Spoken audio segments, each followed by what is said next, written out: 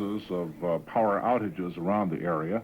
And we've been talking to Milt Schwenk of PP&L, and he explains for us what is happening, why these outages can be caused by volcanic ash fallout.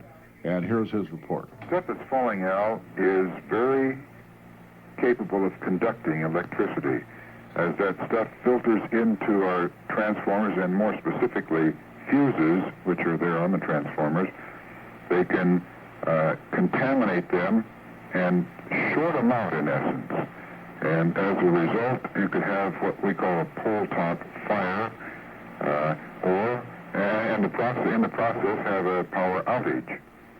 And so perhaps it might just be prudent for the people to be prepared for localized types of outages, and if they have candles handy, why at least put them in a place where they could get them in the dark, or flashlights or anything else that might create some sort of a light. Have you had any such problems so far? Yes, we've had several of these localized outages, and we call them contamination outages, where a fuse becomes blown, and it's caused by this fallout, as you call it, contaminating the conducting surfaces. That's Milt Schwenk of PP&L, and he says that they do have crews on duty standing by to handle any of these outages as they occur. So that if you've had a power outage in your area, that's why, because of the contamination of the ash to the conducting surfaces in conductive materials in the power system. This is KIT 1280 and CATS FM 94.5, serving the Yakima Valley during this emergency fallout as a total. Well, I guess we have somebody on line one, according to the information I have here. Hello, we have you on the air this morning. Are you with us? Hey, hello, you're on the air. Go ahead. I just thought perhaps some of the Spanish-speaking community should be alerted to what's going on.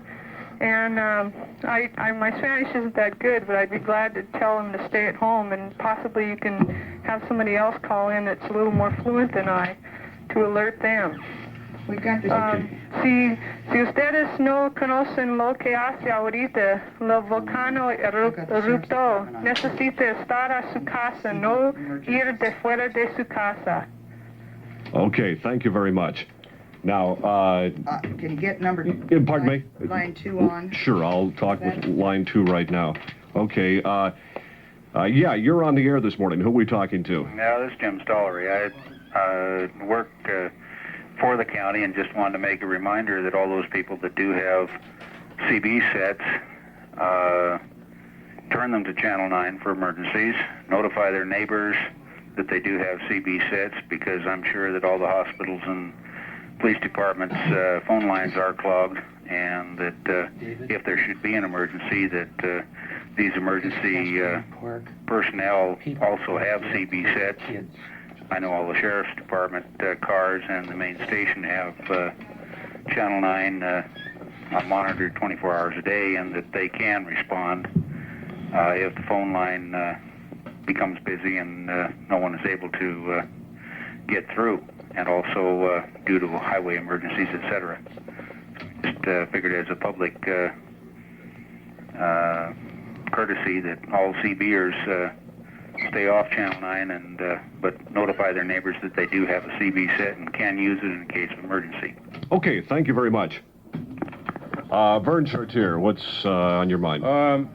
Can you give the people any information on what's happening at this with the people up at Cascade Park? I understand that there are some people that are trying to get up to get to their kids. I don't know what the situation is. I've been answering the phone and taking so many messages that, do you know what the situation is? I haven't got anything, an update on the situation at Cascade Park at this time. Brian, have you got any information on Cascade Park at this time? The only thing that we know is that driving out there, the ash is really, really thick. And some people were coming into Yakima from that area. It took them an hour and a half. So that just gives you some kind of idea what driving conditions are like out there at this time. And well, the Tampico area, this might be a little bit encouragement. As reported, it's starting to get lighter in that area. Well, Take that's line 1, there's an announcement for the Spanish-speaking people. Oh, all right. Graduation is a special event. No need to worry about volcanic ash polluting the city's drinking water. He says the filtering system has been working well, and the backup water supply deep wells are on standby and could be activated in an emergency situation. Zay says that Yakima City Hall will be closed tomorrow, and he urges all Yakima businesses to remain closed tomorrow to facilitate cleanup operations. Some businesses contacted Newsbeat today to notify their employees that they will be closed. Those include Bailey Manufacturing, Knoll Canning, Treetop, Southgate Chrysler Dodge, Yakima Valley Opportunities Industrialization Center, all Yakima and Wapato schools, Yakima Valley College, the Yakima Library, Yakima County, and Central Washington University. Of course, many other businesses will be closed tomorrow. We urge that you contact your employer as soon as possible to find out if you are working tomorrow. And there will be no garbage collection service or transit service in Yakima tomorrow.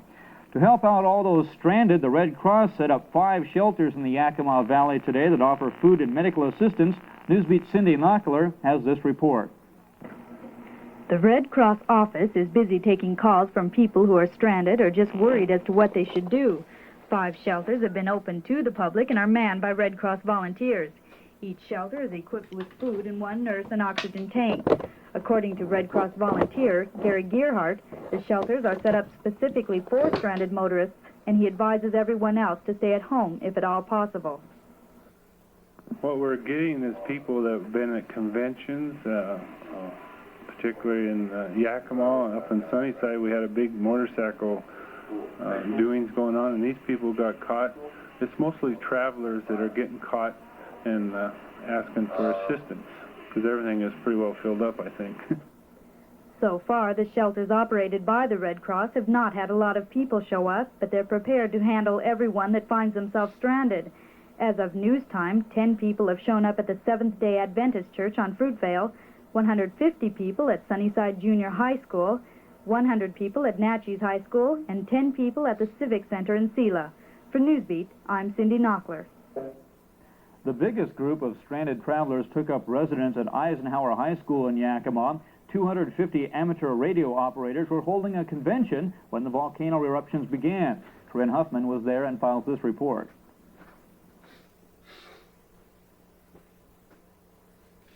These ham radio operators from around the state were ready to head home when the skies turned dark, filling up with sifting ash. Some conventioneers tried to leave Yakima, but a spokesman says most turned back immediately. Ham radio officials quickly moved to start food and beverage services. By late this afternoon, the stage was set for a massive emergency effort.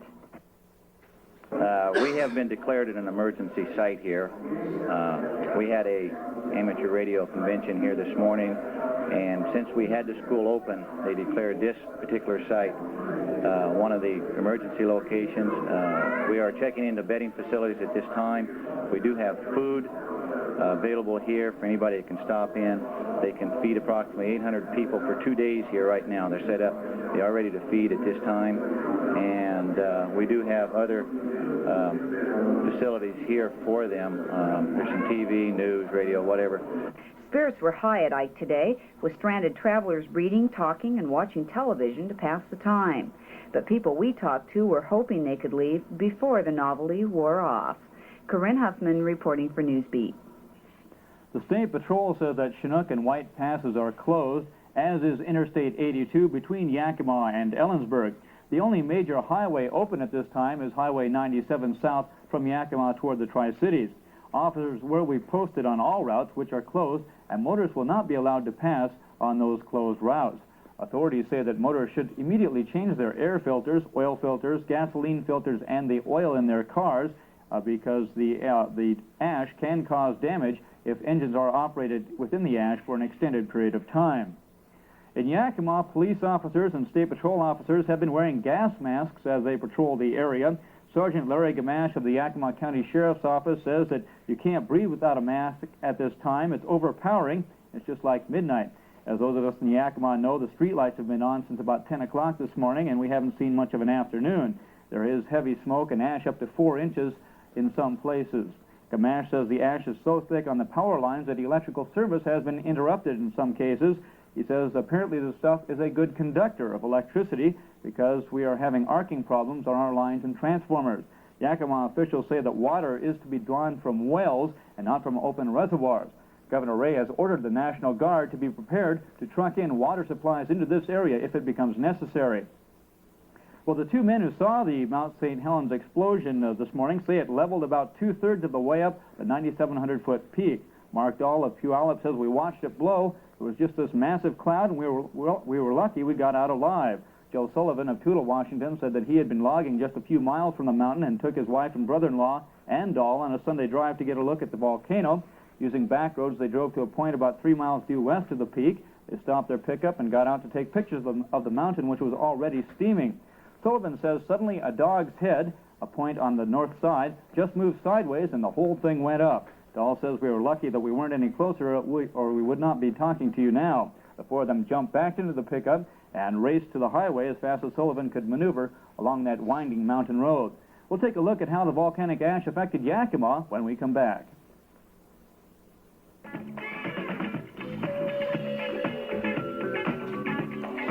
Local hospitals in Yakima treated a number of patients for respiratory problems today as a result of the falling particulate matter generated by the eruption. Health officials say that ash represents no immediate health hazard. More on that story from Newsbeat's Bob Romero.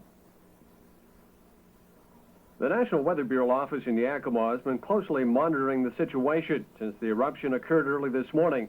Tons of ash have been spewing into the atmosphere, and the Yakima Valley has been one of the hardest hit in the state. Instead of brilliant blue skies, darkness engulfed the area about back. Meteorologist Bud Graves says the volcano is having a strong impact on our weather. Probably the most significant thing is that as the air has gone, or as the mountain has erupted, it's just upset the atmosphere. That mass of material and everything has just been shot straight up into the atmosphere, and it's kind of just rippling off, and the atmosphere is going up and down, or the air is being lifted up and down, and this sets off a thunder shower or a thunderstorm. I don't know if there's rain with it. It's awfully hard to tell because we've got so much ash. Those winds that keep blowing the ash into the area are expected to continue in the same direction, and Graves says there's little let-up expected. All of the upper winds are coming right from a west to southwesterly direction, and that's just right upstream. We're right upstream from it. We are apparently on the south center part of the plume. The Dalles does not have any. Their visibility was 30 miles. It has spread to Wenatchee now. They're down as bad as we are. Moses Lake and Ephrata are as bad as we are. Tri-Cities has not had it quite as bad. They were down to 2 miles at 2 o'clock this afternoon. There's no approaching storm fronts or anything that might kind of blow the wind around? Not for the rest of today, no. I'm afraid we're stuck with it here for at least the next 12, 24, possibly 48 hours. All that ash is creating a potentially dangerous situation for the valley's agricultural crops. Yakima County Extension Agent Jim Ballard earlier today talked with Graves about the pending troubles. This is Jim Ballard with a message for fruit growers. The potential for fruit russet to the tree fruit of the Yakima Valley caused by the St. Helens fallout is very real if that material becomes wet and remains wet in that condition for very long. We would assume that little or no damage would occur while it is dry, and if this material is washed off rapidly following the end of the fallout. Over-tree sprinkling may be beneficial in speeding up the removal of the ash from the fruit. However, we would not activate those sprinklers while the fallout is occurring. At this time, unless there is a sudden decrease in volcanic activities or an unexpected change in the winds, we can expect to have the ash falling from time to time for the foreseeable future. For Newsbeat, I'm Kent Crockett. Obviously, that story was weather-related. Now, getting back to the previous story, local hospitals in Yakima treated a number of patients for respiratory problems today as a result of the falling particulate matter generated by the eruption. Health officials say that the ash presents no immediate health hazard. More on that story from Bob Romero. The recommended equipment for those journeying outside is a face mask of cotton material, and it works best if it is moistened. Dr. Lee McFarland of St. Elizabeth's Hospital recommends staying indoors if possible and says masks should be worn outdoors. but McFarland says the falling matter should not be physically damaging. The particles themselves are really quite neutral in pH, so they're not much of a danger from either an acid or a basic irritation, but they are also quite large, so they don't get into the deep respiratory passages. They will be trapped when you breathe through your nose by the nasal hairs and the lining of the nose. If you breathe through your mouth, they'll be trapped usually in the back part of the throat or in the upper respiratory passage of the trachea. The best thing to do to avoid that is to just use a mask like you have. A cotton cloth, maybe moistened, will help to filter out some of this. But even if it does get back into your nose and throat, the biggest problem is one of irritation and cough. Yes, we've had probably a handful, maybe 10 or 12, who have had symptoms, but in each instance they've all been very high respiratory symptoms, and we've had no one of the hundreds of people in Yakima who do have asthma. We have had no one come in with an asthma attack yet today. While the matter shouldn't reach your lungs, it can create a very unpleasant tickling sensation in the nose and throat. The best way to deal with the fallout is to avoid it as much as possible. Health officials say if eye irritation results from contact with the ash, you should rinse your eyes thoroughly with cold tap water. Bob Romero reporting for Newsbeat. Ash, you should rinse your eyes thoroughly with cold tap water. Bob Romero reporting for Newsbeat. Health officials say if eye irritation results from contact with the ash, you should rinse your eyes thoroughly with cold tap water. Bob Romero reporting for Newsbeat.